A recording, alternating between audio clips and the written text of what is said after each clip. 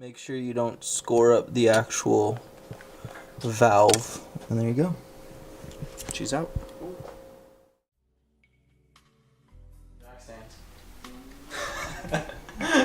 So, head gasket issues happened. Drove the car for like, what, 3-4 days? We just noticed that it's been puking oil. Right here where the head meets the block. There's like some seepage coming right here. We already cleaned it up, but there was a pool of oil right there.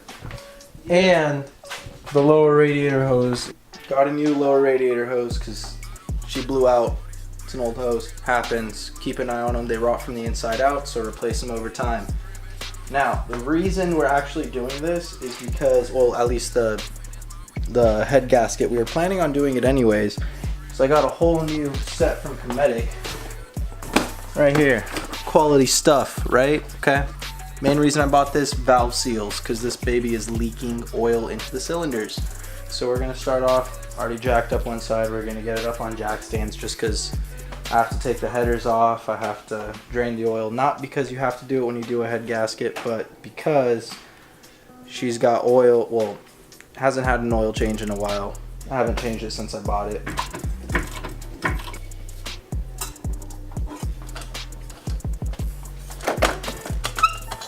Quick release. So all we took off, ground, and then all the valve cover bolts. These little guys right here. Oh, also I got a full Hot Boy set of Skunk 2 low profile valve cover bolts. Make it look nice and clean after. I mean, it's dirty though. We're gonna wrinkle coat it though. We're gonna wrinkle coat it. It's gonna look good. My phone. Let's not drain the trans.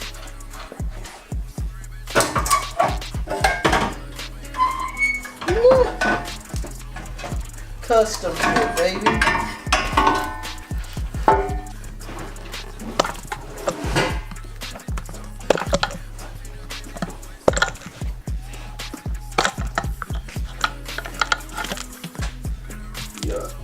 So when you're removing the spark plug wires, make sure to, it's best not to take these off because it's very easy to get them mixed up and then your firing order might get screwed up.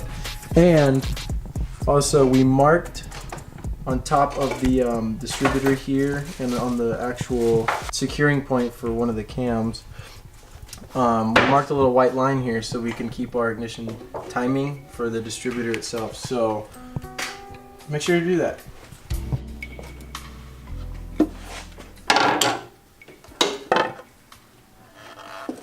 Voila.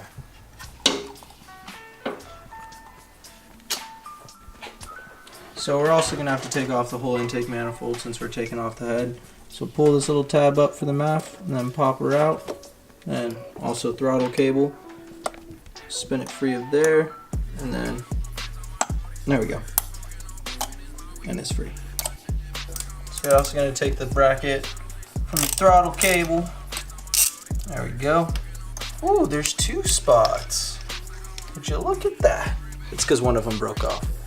No joke. Look at it. It's broken. Oh, I told you this car's jank. Throttle cable's out. Tuck her away somewhere safe. So to prevent any dangerous things from happening, because we are going to be disconnecting the fuel, you want to disconnect your negative terminal for the battery. That way, Pretty much always want to anytime you're doing something, just in case. Like, okay, given if you're taking off your wheels, you don't need to do it. But anytime you're doing any engine work, might as well. Yeah, definitely do that. So the way you're going to take off these injector plugs is you're just going to reach in and you're going to pry each one of these. I'm sure there's an easier way to do it, but you pry each one of these off like this, and that relieves the pressure from a little nub right there. So you could just slide it right out. And then just like that, pop them back in when you're done so you don't stretch out the clip, and then pop them off. So we're just disconnecting the fuel line to the fuel rail. Hopefully nothing goes kaboom. Oh god.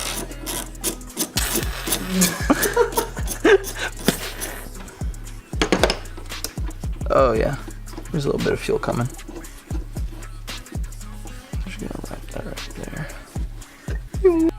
So when you take this little fuel line guy off, there's gonna be a crush washer on either end, or there should be a crush washer on either end. So just make sure, just thread it back in so you don't misplace the bolt or anything, and keep everything in place.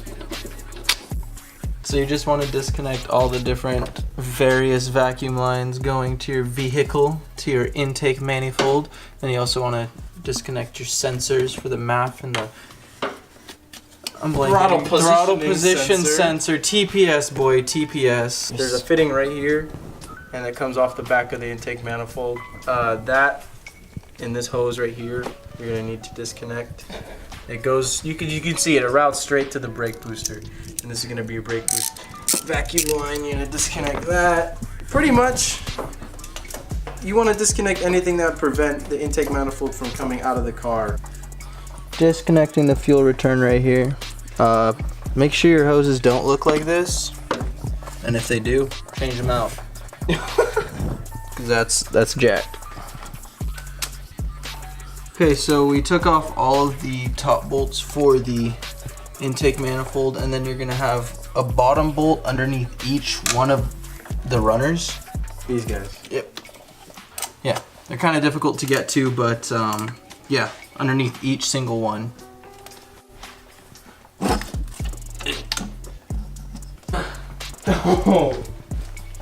So yeah, now that's out. So we got the intake manifold off,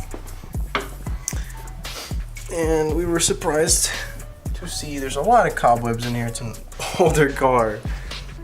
All right, so it's a new day, and we're gonna start with taking off the timing cover. That way we can release the tension on the belt, and then remove the belt. That way we can access the head studs after taking off the camshaft retainers, I guess. So yeah, we'll get to that. We'll get to taking off these bolts here for the timing cover. 2 bolts. Boom. All right, so we got the upper portion of the timing cover off. Now we just have to work on getting the bottom portion off, which requires us to remove the harmonic balancer coming off the crankshaft. So in that case, we have to loosen this nut right here for the alternator. That way we can adjust to the alternator to loosen the belt here. And we already went ahead and did that. There's a bolt here, and then if you look underneath the car, right where the alternator sits, there's another, it's a 14 millimeter, it's a bolt coming through, and then a nut on the other side. That is going to let you be able to push the alternator to tighten it and to loosen it, just like that. So now we'll be able to take the belt off here, no problem. So yeah. So I don't really advise this, a Harbor Freight impact, but it's all we got right now, and we're not using an impact socket, but you know, whatever. So this is a 19 millimeter socket, and we're gonna be, we already took the alternator belt off, and we're gonna be removing the harmonic balancer bolt right here, and just takes an impact and see if it'll loosen here. So we ended up getting it. Took a long time, but she came through. So let's see if we can just yank this pulley or this harmonic balancer off.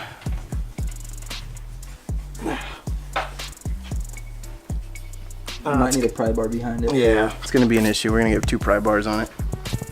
All right, so once you get the pulley off, just use a screwdriver, 2 screwdrivers, pry bars, anything that you can get on both sides to kind of wiggle it off. If you look at it, there's a little notch right here, and there's this thing called the keyway, and you don't want to lose this. This is very, very important.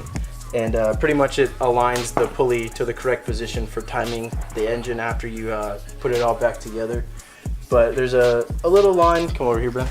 Right here. That's the divot that this keyway sits in right here. It likes to sit, and then that's what locks that pulley in the correct position. So yeah, don't mix it up, or don't lose it. All right, there we go. So we got all the bolts out from the bottom. All the bottom piece of the timing cover is now off. Now, what is this? It's a little washer that goes on the back side. It's like kind of like the diamond washer on the ST. Oh, on the back side of the... It's a little friction washer. That goes okay, cool. So yeah, we gotta keep this. So, now we have access to the tensioner, which is right there. It's that little zinc plated nut. That's where the bolt. That's where the tensioner is going to be.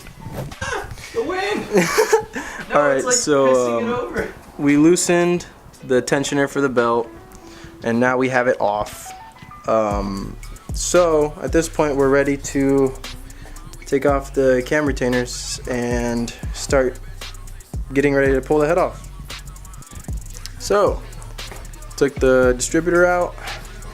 Now we're gonna work on getting these bolts off here. That way we can pull the retainers off, and then from there the cams will come out, and then we'll have access to the head studs. So yeah. Finesse.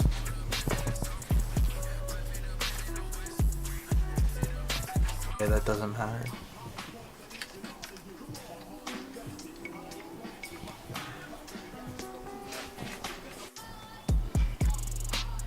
Just be careful with the cam seals. A little bit. So now that the cams are off, you can clearly see the head studs in there. So we're gonna work on getting all of those loose, and we're gonna take this head off. Do it progressively. Do But the head studs progressively. Don't just loosen all of them. You gotta do it at a certain point because you're gonna warp your head otherwise. that, and there's a coolant line right here, and then another one right here that we have to disconnect before we can take the head off. So yeah.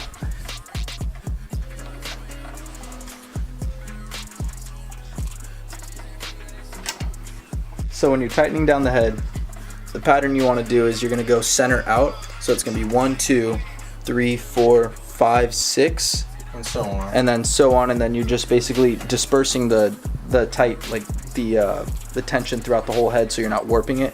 Since we're going and loosening it, we're just going to do that pattern in reverse. So you're starting on the outside ends, working in.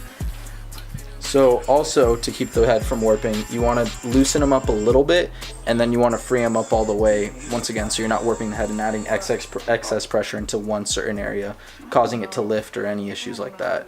Same thing with tightening it. Yeah.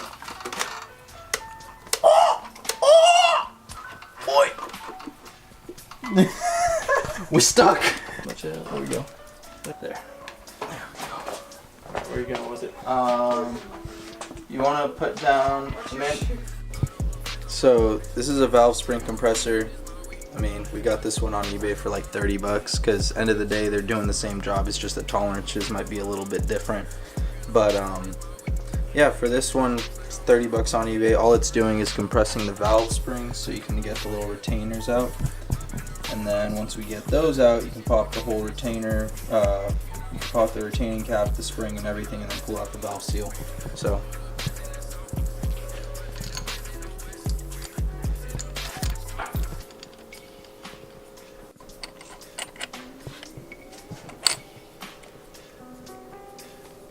One thing you want to make sure is making sure this whole system is aligned. So you're going to get this little threaded portion right here, just where it's barely on the cap. And you want to get an idea, so you don't want it to be tweaked on the cap, because otherwise your retainers won't come out.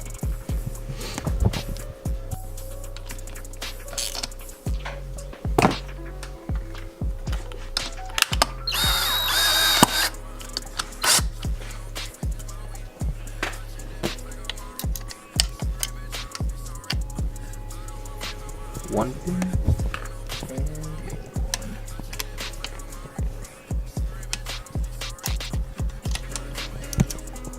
There we go. And use the magnet, right? Yep. Just a good old magnet. Get in there. I mean, it'd been nice if I had a smaller one, but.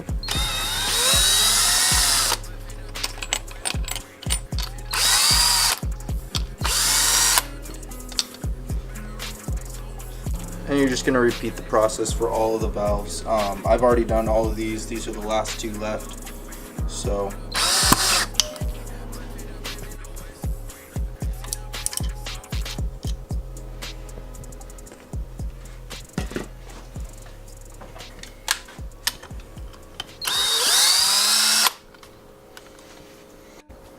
once you get both of the retaining pins out, just take the whole compressor out of here, and then pull out your cap, and then each of the valve springs. And then right there, if you can see in there, those are old valve seals. And then we got a whole new set from Kinetic right here.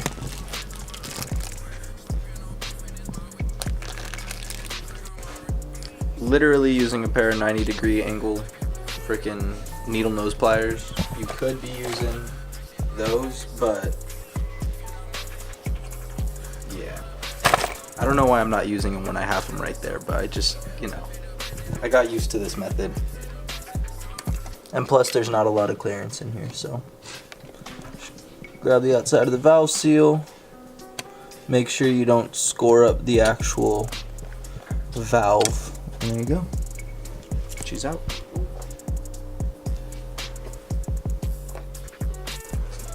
I don't know if you're supposed to do this, but I'm putting a little bit of oil in here because this has a little rubber ring or a milled out ring. I can't really tell what it is in there. And this is just making it slip in a little bit easier past those grooves. Slide it over the top of the valve, just like that. And then just push it down. You'll feel it pop into place.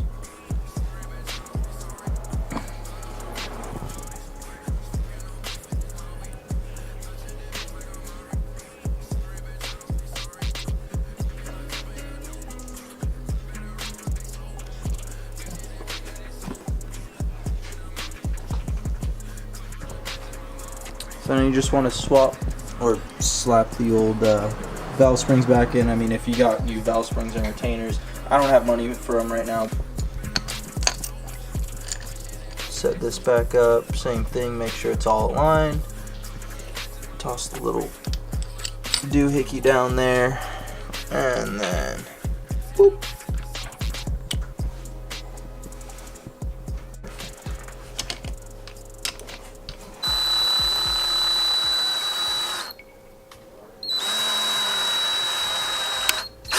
And you want to make sure the valve stem's just as central or as in the middle of the retaining cap as possible, because otherwise the pins won't line up. And then It just shows. just going to take these little pins, and you want to make sure when you're putting them, they have a slight taper to them. They're a slight conical shape. And then they also have that little notch up top. That is going to go at the top of them because that's what locks into the top of the valve. And that's what keeps them in place. So this part's a little interesting, but drop them in, try to get them as in place as possible. Once they're all in place, as much as possible. Oh, I think I'm gonna get this one by hand. No, that one tipped over. Okay. And once they're as set as possible, start releasing it, and they're gonna clamp into place. Just like so.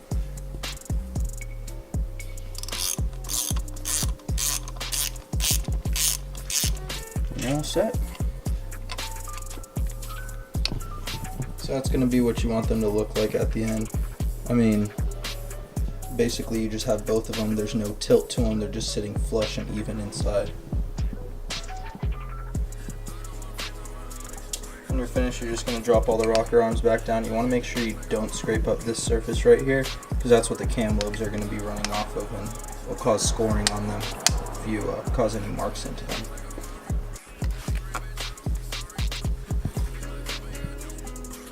So the primary reason we did this is, if you could see on these exhaust valves, this one's a lot darker than the rest. That's just from oil seeping past the valve seal getting into the cylinder. And if you looked into the cylinder, you'd see that there was actually puddling in this one because it was pretty bad. These ones But are dry. yeah, the rest of them are dry except for these two, and that one started to go out a little bit too. But so we're looking at the intake valves right now, and you can see that there's some oil buildup on top of them as well. That's just another sign of the valve seals. If you looked at the exhaust side also, you can see puddling on top of it. I don't know if we're going to show that just because. So this is cylinder 2 right here, and you can also see there's a bunch of oil buildup on top of the valves for the exhaust side. That was the main reason we actually went for the valve seals, just because we saw that issue a while ago. But yeah, she good now, or should be. So we're just hitting all of these surfaces with Scotch-Brite just to get off any of the debris or anything that was left on it from previous head gasket. And then we're also going to probably hit it with some brake cleaner, get rid of all this oil residue left over on it. Oh! Little MLS guy. Kill you.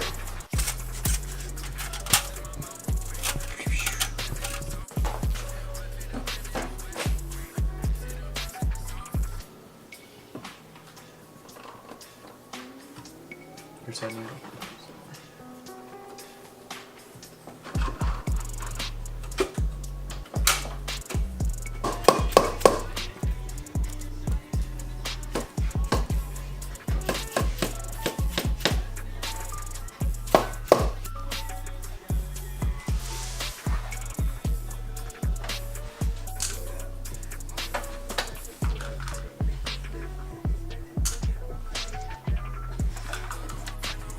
So nice thing about ARP head studs, you can reuse them a couple of times. I wouldn't recommend it if you're going for big power, but we're just pretty much getting this thing running so I can see what else is wrong with it. And we're going to pull it back apart in a little while, and then the build is going to start. So we're waiting on Damon to bring us by a torque wrench right now, so I'm just lightly tightening these so there's no oil seeping in between the head gasket or anything, causing leaks later on. So make sure when you're tightening to follow the sequence as well, as shown earlier. 1, 2, 3, 4, 5, 6. Then you just go from, you'll find it online, B16 or whatever engine you have, follow the torque sequence for the head. So when you're doing this, pretty much all our research showed that you're gonna go 25, 45, then go to 25, 45, 65, 75, and then crank up to 80 for a Honda. And then once again, you want to go through the same exact pattern, but that's going to be the torque sequence for this.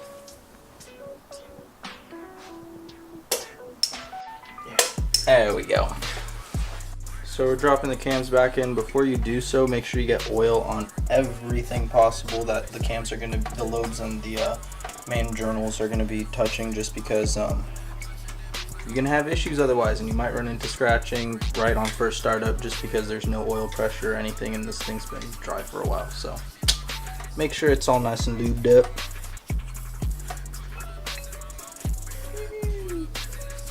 Boom, boom, boom, boom, boom, boom, boom.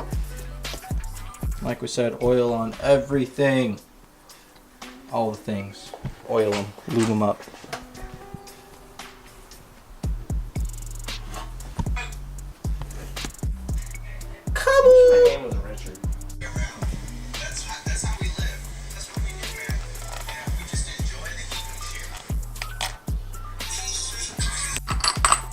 Kaboom. Shazam. Sponsored by Skunk too. Psych, I'm broke now. So you're gonna torque all of these girdle bolts down to 20 foot-pounds, and then the ones on the end, what did we say, like 8?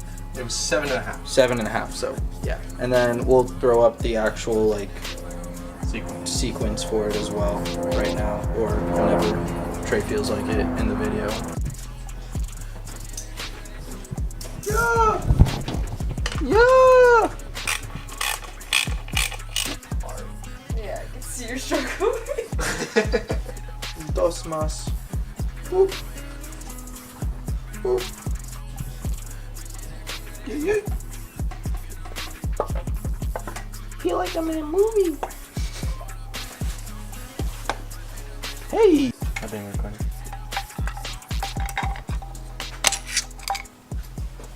What you doing, dog? Wheezing. VTEC solenoid, Damon. Oh yeah? Ciao, bro. Oh, we're gonna hold off on that hose.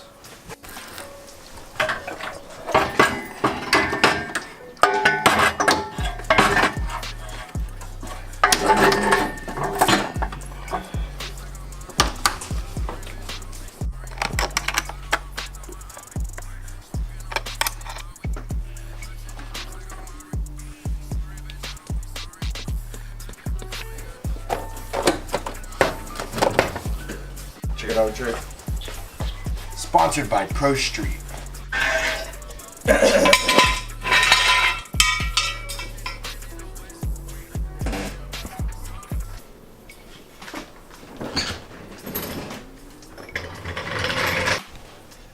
So, first startup after we put in the new head gasket and valve seals, since we drained all the coolant, we're gonna have to bleed the whole system for a little bit. Just get it good. Just get all the bubbles out.